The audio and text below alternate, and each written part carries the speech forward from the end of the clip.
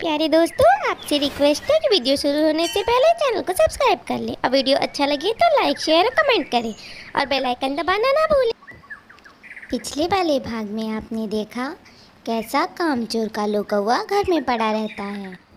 जब गोरी कौवी कालू कौवा को काम पर जाने के लिए कहती है तो काम के बहाने दूसरी कौवी से मिलने लगता है और दूसरी कौवी को शादी के लिए पूछता है। फिर दूसरी कौवी अपनी माँ के पास जाके अपनी माँ को सारी बात कौवे की बता देती है। गोरी कौवी घर छोड़कर अपने मायके चली जाती है। कालू कौवा बहुत खुश होता है और वह दूसरी कौवी के घर जाता है और मिंटी कौवी की माँ शादी के लिए मान जाती है। फिर दोनों मिलकर शादी कर लेते हैं। वह दोनों घोंसले में बैठे होते हैं, तभी चिड़िया उन्हें देख लेती है और वह गोरी कौवी के पास पहुंच जाती है। अब देखते हैं आगे।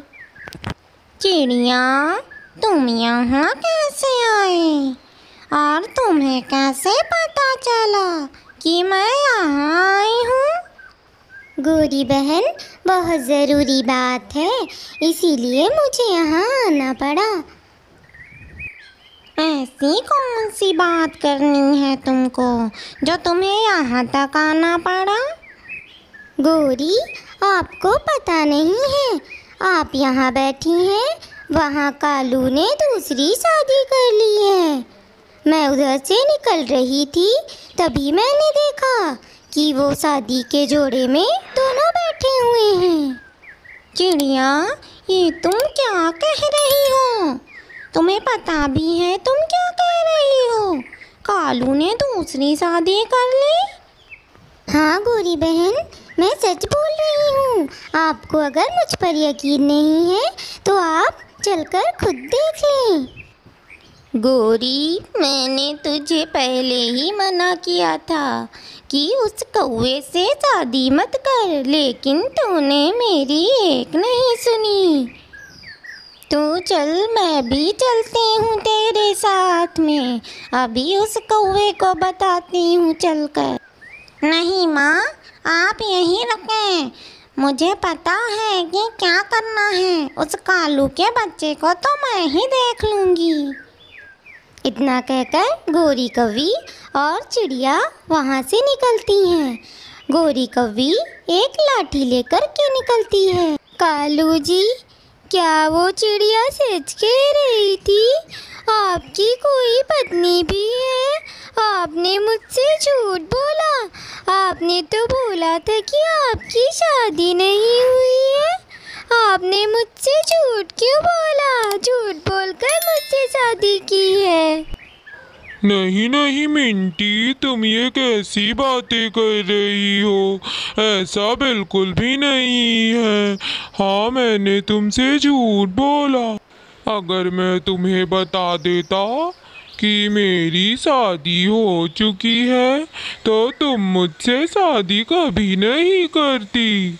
तुमको पता भी नहीं है कि मेरी पत्नी कितनी बुरी है। मुझे दिन भर काम कराती रहती है और खुद आराम करती रहती है।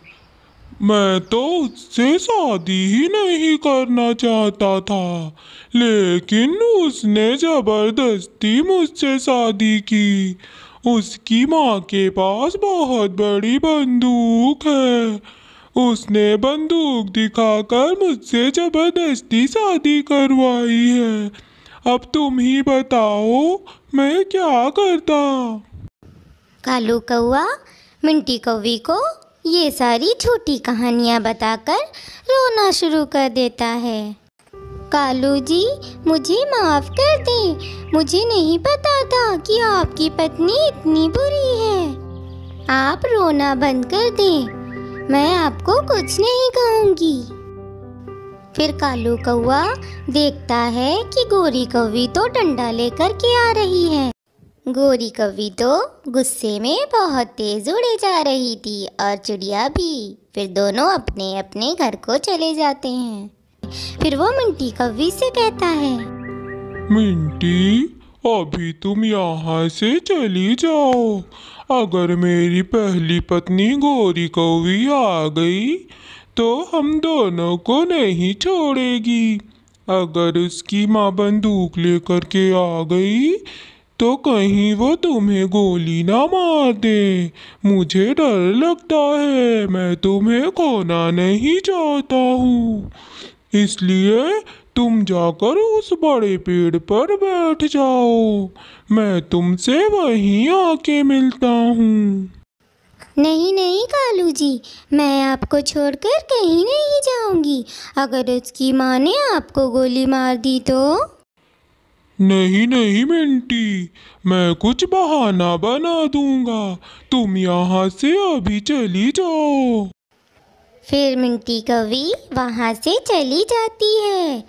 मिंटी कौवी के जाते ही गोरी कौवी वहाँ पर आ जाती है। कानू, कहाँ है तेरी दूसरी पत्नी? मुझे दिखा, मैं अभी तुम दोनों को बताती हूँ।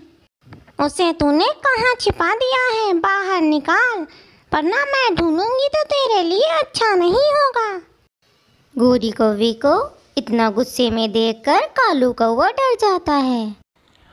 अरे अरे गोरी, तुम इतना गुस्से में क्यों हो? मेरी कोई पत्नी नहीं है यहाँ पर।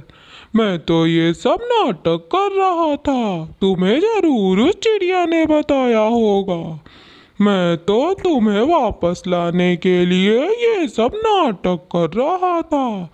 सोचो, अगर मैं ये सब नाटक ना करता तो तुम वापस कैसे आती? तुम्हारे बिना मुझे बिल्कुल भी अच्छा नहीं लग रहा था। तुम मुझसे ज़्यादा होशियार बनने की कोशिश ना करो। मैं सब जानती हूँ तुम्हारे बारे में। नहीं नहीं गोरी, ये तुम क्या कह रही हो? मैं तुम्हें अच्छे से जानता हूँ। मैं भला दूसरी शादी तुम्हारे रहते हुए कैसे कर सकता हूँ? मेरा यकीन मानो, ये सब एक नाटक था। ये सब सुनकर गोरी कौवी का गुस्सा शांत हो जाता है। गोरी, तुम यहीं बैठो, मैं आज कोई ना कोई काम जरूर ढूंढ लूंगा। ऐसा कहकर कालू कौवा वहाँ से चला जाता है। फिर कालू कौवा मिंटी कौवी के पास पहुँच जाता है। वह उसके लिए एक नया घोंसला बनाता है। मिंटी, तुम अब इसी घोंसले में रहना। अब मैं काम ढूंढने जाता हूँ। इतना कहकर कालू कौवा वहाँ से भी काम ढूंढने के लिए निकल पड़ता है। उड़ते उड़ते कालू कौवा एक पेड़ के नीचे बैठ जाता है और वह सोचने लगता है कि ऐसा क्या करे कि जिससे उसको काम भी ना करना पड़े और उसे पैसे भी मिल जाए, जिससे वह दोनों कौवियों को खुश रख सके। कालू कौवा सोच ही रहा था, तभी एक कौवी उड़ती हुई जा रही थी और वह चक्कर खाकर नीचे गिर जाती है। अरे क्या हुआ तुम्हें? तुम ऐसे क्यों गिरी हो? उठो उठो, जल्दी उठो। तुम्हें चोट तो नहीं लगी ना? और तुम नीचे कैसे गिर गई? कुछ नहीं, चक्कर आ गया था, इसीलिए मैं गिर गई, क्योंकि मैंने सुबह से कुछ भी खाया नहीं है। अच्छा, तो फिर तुम यहीं रुको, मैं अभी लेके आता हूँ। फिर कौवा उसके लिए एक सेब लेकर के आता है और वह खाती है। क्या तुम इसी जंगल में रहती हो और तुम्हारी शादी हो गई है क्या? नहीं, मेरी शादी तो नहीं हुई है। मैं अभी कुंवारी हूँ और मेरे घर में मेरे मामा और मामी रहते हैं। मेरे मामा मामी मेरी जायदाद के पीछे पड़े हुए हैं। मैं जिससे भी शादी करूँगी वो मेरी जायदाद का हकदार होगा। मैं इसी जंगल में रहती हूँ, यहीं थोड़ी दूर मेरा घर है। मुझे तो पता ही नहीं था कि इस जंगल में इतनी सुंदर सुंदर कौवी रहती हैं। अच्छा, तो तुम्हें कैसा कौवा पसंद है? मुझे तो नुकीली चोंच और सुंदर पर वाला कौवा पसंद है, और जो दूसरों की मदद भी करता हो। मेरी तो चोंच भी नुकीली है और पर भी सुंदर है। तुम्हारा मेरे बारे में क्या ख्याल है? पर मेरे पास जमीन जायदाद नहीं है। मेरे घर में मेरी बूढ़ी माँ रहती है और मैं उनके इलाज के लिए पैसे इकट्ठा कर रहा हूँ, लेकिन कहीं से इकट्ठा नहीं हो पा रहे हैं। तुम अच्छे तो हो, लेकिन अभी मेरा शादी के बारे में कोई ख्याल नहीं है। वैसे हम अच्छे दोस्त बन सकते हैं, तो आज से हम दोनों दोस्त हैं। और हाँ, तुम्हारी माँ का खर्च मैं पूरा कर दूंगी। तुम मेरे घर आकर मुझसे पैसे ले जाना। कालू कौवा ये सुनकर बहुत खुश हो जाता है और दोनों अपने अपने घर चले जाते हैं।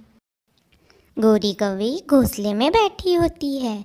तभी वहाँ पर कालू कौवा आ जाता है और गोरी कौवी से कहता है, गोरी, आज मैं बहुत खुश हूँ क्योंकि मुझे काम मिल गया है। अब मैं कल से काम पर जाऊँगा।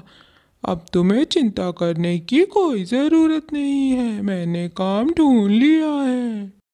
अच्छा, क्या काम मिला है, बताओ तो मुझे।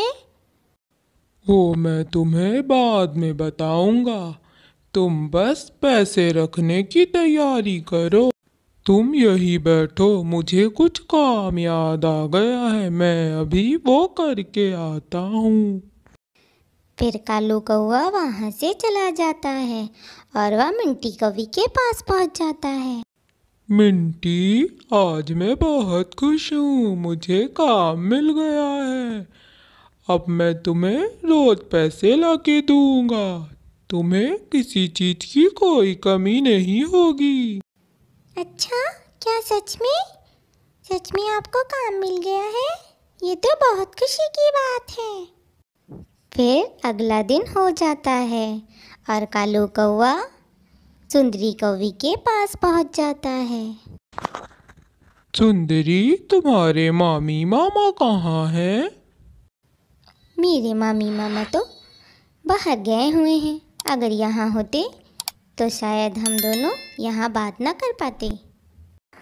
फिर दोनों कुछ देर बातें करने के बाद कालू कौवा पैसे लेकर वहाँ से चला जाता है।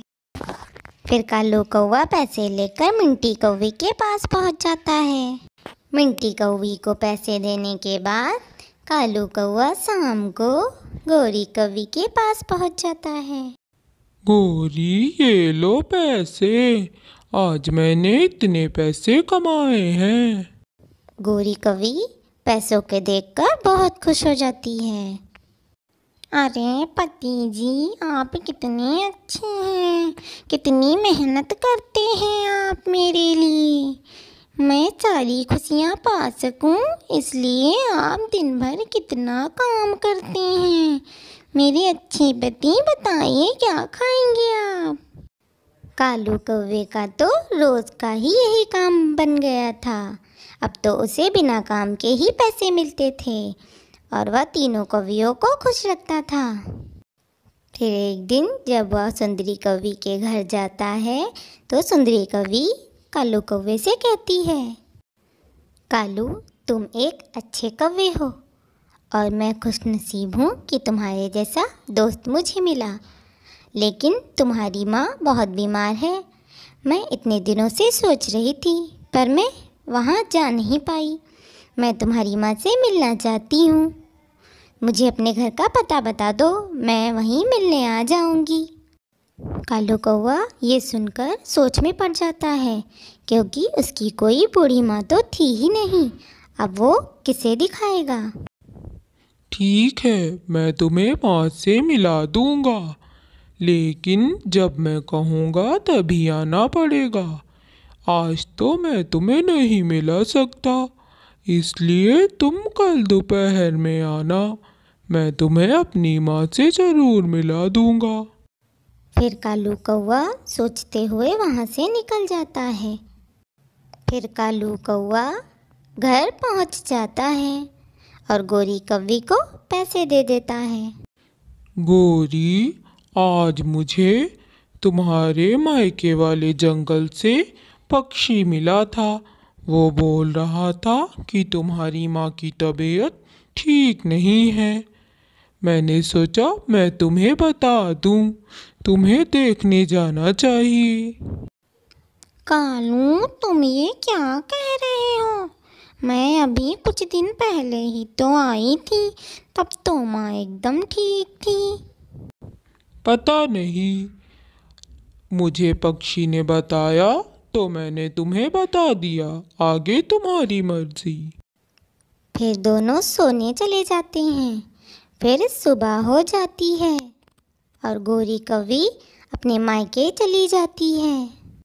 उधर मिंटी कौवी बैठकर सोच रही होती है। कई दिन हो गए, कालू जी तो मिलने ही नहीं आए। पता नहीं कहीं उन्हें कुछ हो तो नहीं गया। मैं जाकर के देख कर आती हूँ। फिर मिंटी कौवी कालू कौवे के घर की तरफ निकल पड़ती है। इधर कालू कौवा आराम से बैठा सुंदरी कौवी का इंतज़ार कर रहा होता है। तभी सुंदरी कौवी वहाँ आ जाती है।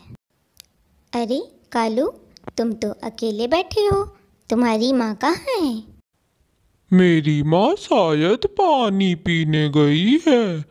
तुम यहीं रुको, शायद अभी आ जाएंगी। सुंदरी कौवी और कालू कौवा बातें कर ही रही होते हैं। तभी वहाँ पर मिंटी कौवी और गौरी कौवी भी आ जाती हैं। कालू, ये कौन है? गोरी, मिंटी, तुम दोनों यहाँ कैसे? गोरी, तुम तो अपने मायके गई हुई थी, यहाँ कैसे आ गई? वो मुझे मेरे मायके के जंगल से पक्षी मिल गया था। उसने मुझे बताया कि मेरी माँ की तबीयत तो एकदम ठीक है। तब मुझे समझ में आया कि ये तुम्हारी ज़रूर कोई चाल है। कालू जी, आपने मुझे धोखा दिया। माना कि आपकी पहली पत्नी अच्छी नहीं थी, बहुत बुरी थी, पर मुझसे शादी करके ऐसा क्यों किया? मुझे सब समझ में आ गया है। मैं बुरी हूँ? अच्छा, मेरी माँ ने तो मना किया था कि इस कौवे से शादी मत करो। न जाने कौन सी मनहूस घड़ी थी जब मैंने इससे शादी करी। मैंने पुलिस को फ़ोन कर दिया है। अभी पुलिस आती होगी, तब तक तुम्हारी थोड़ी सेवा तो कर दूँ। फिर तीनों कौवियाँ मिलकर कालू कौवे को बहुत मारती हैं। मुझे छोड़ दो, मुझे छोड़ दो, मेरे पंख। फिर कालू कौवे को पुलिस पकड़कर ले जाती है।